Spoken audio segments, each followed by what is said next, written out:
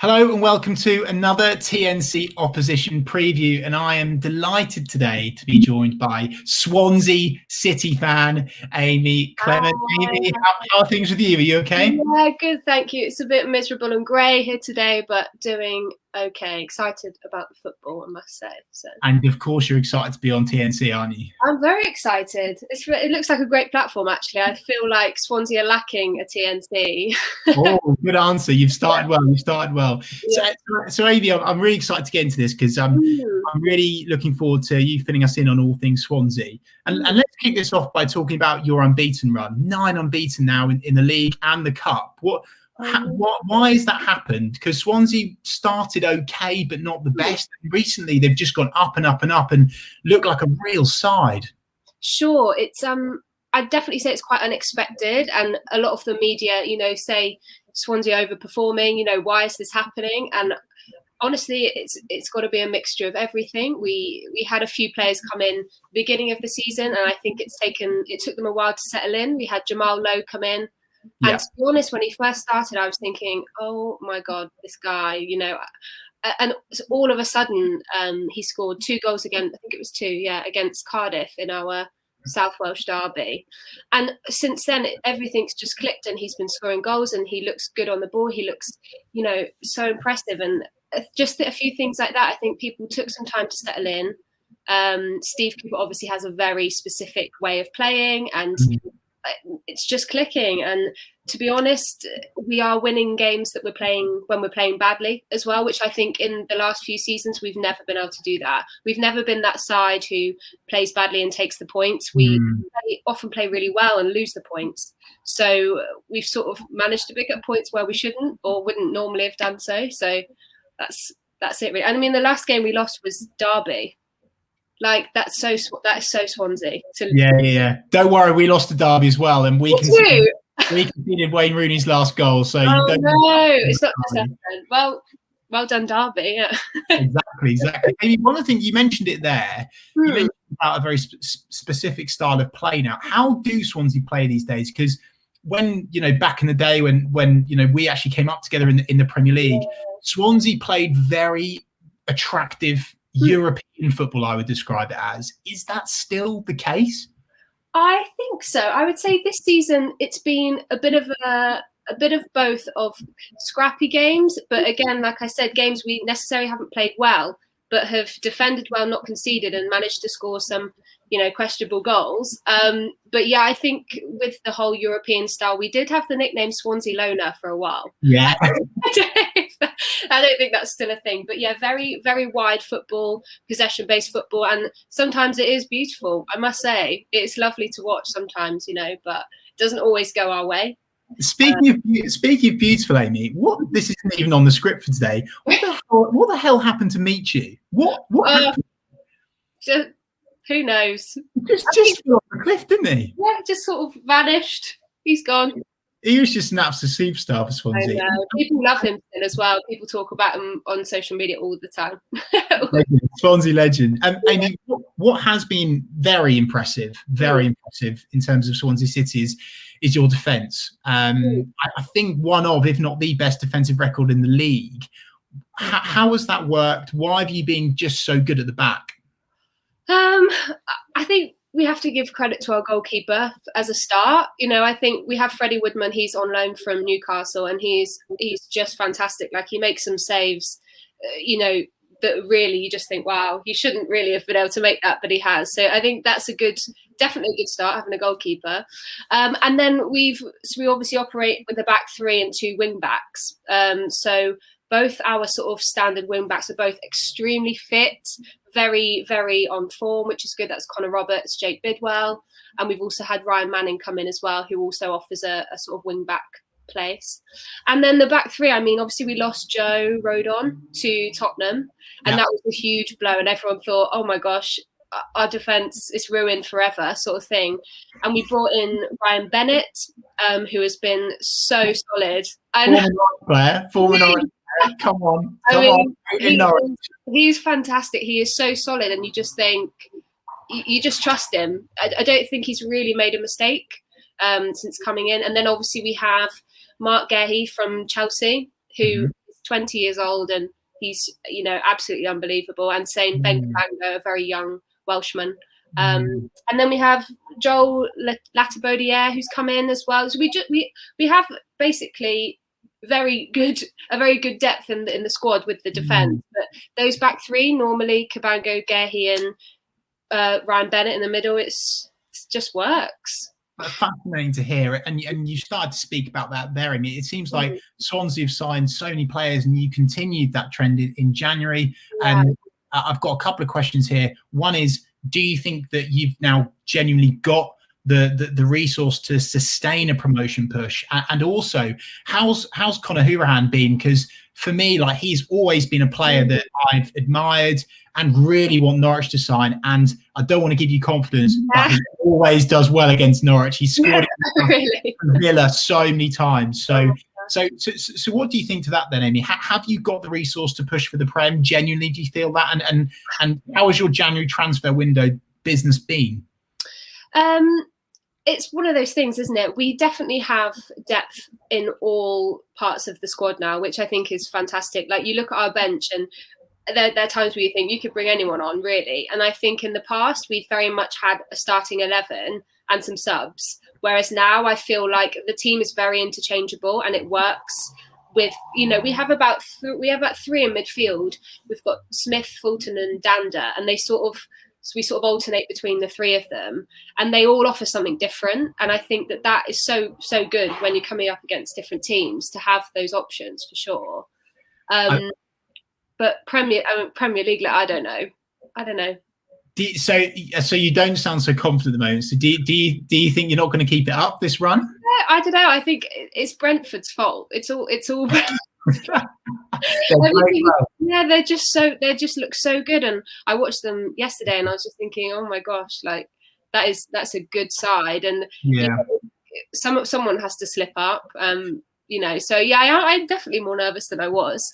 I do think it's between us three. I think it's between us three, Amy. I don't know about you. You know, I think it's Norwich, Swansea, Brentford to battle for those automatic positions. And Amy, one of the things I really want to know is, who do Norwich fans need to be worried about? Because I'm always worried about him. Is he still the man, or is there some new players going forwards that we need to be worried about? I am also a massive Ayew fan. I honestly think he's incredible. He's such a good footballer, and the fact we have held on to him for this long is just like a dream, to be honest. I would say that the last few games he's not been on his best form. He's not played badly. Yeah, he's not played badly, but also we have these new signings, and it has slight. I think, talking about Conor Hourihane, like, the style of play with him is slightly different. And also with Jamal Lowe coming in and actually settling into the team, scoring more goals. I think the pressure's maybe been taken off Ayew. But he still has that ability to do something at any point in any game and do something spectacular. So he's one of those. So of course he's always one to be careful of. But I think if Conor Hourihane is good against Norwich, maybe watch out for him. He's twice in his 2 appearances now for us. One from a free kick, which is pretty epic. So I don't know. Confidence is high for sure in the team, I think. Yeah. And so go on then. You've shared about how amazing you are. This and that, Amy. You're giving it large, and I understand that. You've got your blue Swansea shirt on. But what are the Swansea weaknesses? If you were to tell Norwich fans the utter truth, where will we hurt Swansea? The utter truth about Swansea is you don't know what team is going to turn up. I think and honestly, there's times where we play and I just think this is not Swansea at all, and they can't. The ball's going all over the place. They can't control that ball. I think it depends on the opposition a lot. Obviously, we very much suit that passing style football, you know, proper old school football. It's maybe more the physical game. We struggle to compete sometimes. I would say that. And again, the ability to finish the chances that we get is definitely the main weakness, I think. And the amount of times I've seen balls in and out of this penalty box, I'm thinking, can someone just shoot now? It gets a little bit boring. You know, been at home with my family, and my dad is literally just shoot. But yeah, it really does depend. Obviously, I don't think defence is the weakness. I don't think midfield's pretty strong, and so is up front. It's just the balance on the day. It's going to be so interesting, Amy, because actually you've said that maybe physically you're struggling, maybe converting chances you're struggling, and actually that's the problem for Norwich at the moment. Really? Absolutely, 100%. You know, Millwall in the last game, you know, coming up against physical sides, we do tend to struggle with that. And actually, a lot of Norwich fans, it's kind of divided. Some Norwich fans are really worried about this because we're playing Swansea, who can definitely hurt us. But some are like, well, actually, Swansea play this pretty football. That's going to give us the space to play our style of football. Yeah, maybe we clash a little bit. Yeah, it will be interesting. It will be interesting. And I mean, let's just zoom out from this game. We'll come back to this game in a minute. Let's just zoom out here. Where do you honestly think, if you were to predict right now, where do you honestly think Swansea will finish? Be brave. I'm going to be brave and say third. You think you won't get top 2? Do you think? Maybe I'm just too scared to say it. I don't know. I really do think a lot is dependent on it. Steve Cooper, if he was ever to see this, he'd be like, stop talking about the future, because he likes to just focus on one game at a time. You know, we only focus on the next game. But I think this game is a huge sort of decider, particularly in terms of form. Like if we turn up and absolutely walk all over you, that confidence for us just goes, and then you know. It's kind of, at the moment, it looks like it's got to be us or you to sort of just drop a few in the next few games. So yeah, I think you're so right, Amy. And you may or may not remember this a couple of seasons back when we won the league, when we won the championship. We almost 2 years to the exact day that we're going to be playing you guys. We played Leeds at Ellen Road. It was a crunch game. It was the game where if Leeds won it, they had the advantage. They were going to blast off. And we went to their place and we really played them off the park. And so this game, I'm not just hyping it. For you guys, this is your chance. For Norwich, this is going to be massive. You know, this will give either side confidence. I completely agree. I worry it's going to draw. What happens then? I tell you what, Amy, we'll get to it in a minute, but I will take a draw. I would take a draw. I'll be honest with you. Amy, what do you know, I know you're a massive Swansea fan, but what do you really think of Norwich as a club, and what are you worried? Are you worried about us, and what do you genuinely think about us as a football club? I like Norwich as a football club, to be honest. I think you definitely. That's good. I think it's definitely one of those clubs who is sort of like a little bit too good for the Championship and then struggles a bit. You're one of those that in the middle ground. You sort of need your own league with a couple of other teams for sure, like Fulham, you know. But a nice team, and also great manager as well. Like, love his accent. Think it's fantastic. And also nice fans, and I know that's like a really small thing, but it does go a long way. There's a lot of, you know, particularly on social media at the moment, we're not going to games. Everyone is kind of in on Twitter and TikTok, whatever it is, and Norwich fans just seem pretty chill, pretty cool. Appreciate that. Yeah, I think there's a mutual respect, actually. I agree. I really do. I agree. Amy, lineup wise, are we going to see much changes? You know, from last game for Swansea, are there going to be quite a lot of changes? How are your injuries looking at the moment? What will the lineup be, do you think? I think it depends what Steve Cooper kind of sees as your weakness. I think, you know, I don't know. I'm probably not the best person to decide that. But we have had Corey Smith out with injury for a few games now. He's been former Norwich player as well, by the way. Wow, there we go. There is sort of rumours that he might be back. It's that, but do you risk it sort of situation. You know, you've got your standard back five. I think I would play Cabango over Norton. Norton had a red card the other day. I don't know if you knew about that. It was all a bit dramatic, so he's not in everyone's good books. And then Horan, Grimes, and then you've got that third midfield spot, which would, I personally think we play better with Jay Fulton. He's an incredible tackler. Like he wins the ball in midfield and pushes back up. And then we've got Dander as well, who's much more creative. He sort of gets between the gaps and makes really nice football. So I think it depends on the day what Steve thinks is going to be the best option. I talk about Steve like he's my friend. Yeah, Steve this, Steve that. I tell you what, Amy, I actually just want you to stop talking, because the more you talk, the more nervous I get. Oh, no. Everything you're saying here is making me really worried about this game. Last time out, we'll get to crunch time in a minute. Let's talk about last time out, because of course Norwich took the spoils. It was 1 in November at Carrow Road. Low at the time, arguably warming up still, had 2 massive chances. Tim Krul saved them to keep us in the game. And for the Norwich fans, a very unlikely hero in Marco Steele. What did you make of that game? Were you frustrated at that result? Yeah, I think I had a look back at the highlights to sort of remind myself. And yeah, those 2 chances from Low, it's like, I think he'd score one of those now. So I like to think that he would. I think he's really gained some confidence. And looking at the game, it looked like a good game. There was a lot of good chances from both sides. Both able to get in the opposition's penalty box.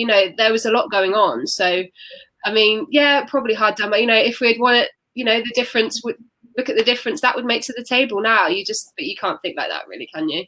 You absolutely can't. You can't. I'm gonna try and intimidate you a little bit now, Amy. And I'm gonna say this: last time we went to the Liberty Stadium back in 2018, we were on top. We won 4-1, and we were 3-0 up inside 37 minutes.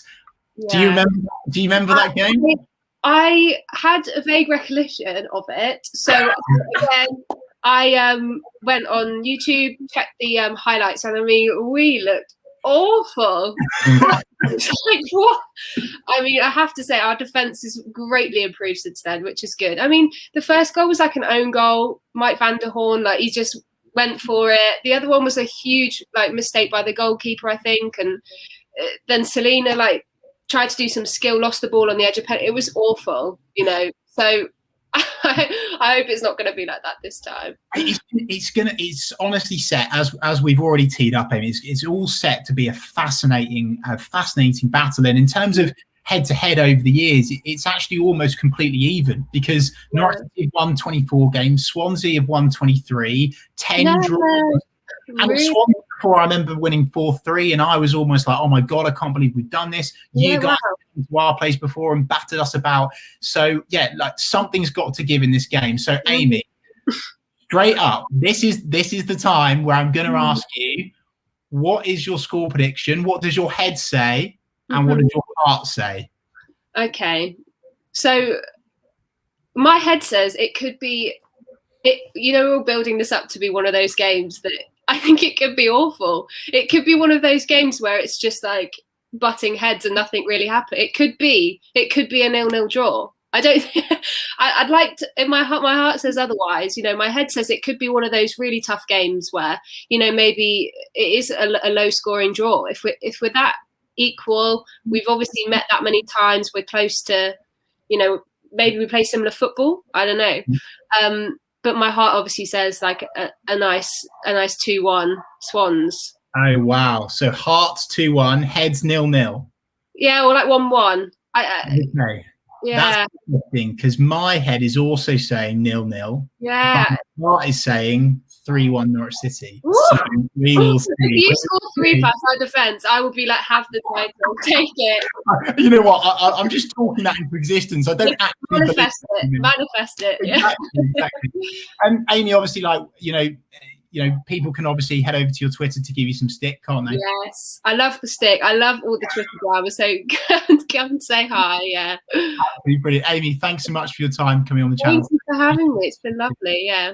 I would say good luck, but I absolutely don't mean it. And yeah, you too. And thank you so much to all of you guys watching this now. Really appreciate it. As always, please like and subscribe to TNC. That is it for another opposition preview. Don't forget that we have got a massive TNC watch along tomorrow night. Friday night is the biggest game of the season. Norwich v Swansea. Amy's going to be crying in the comments. I might tune in. I might tune in. Okay. We'll get you on. We'll have to get you on at the final whistle, depending on the result. If Norwich win, we'll get you on. If not, we won't. Okay, fine. Yeah, I'll be crying. Yeah. Right, that's it for another opposition preview, guys. Thanks very much, and I'll see you tomorrow on the ball.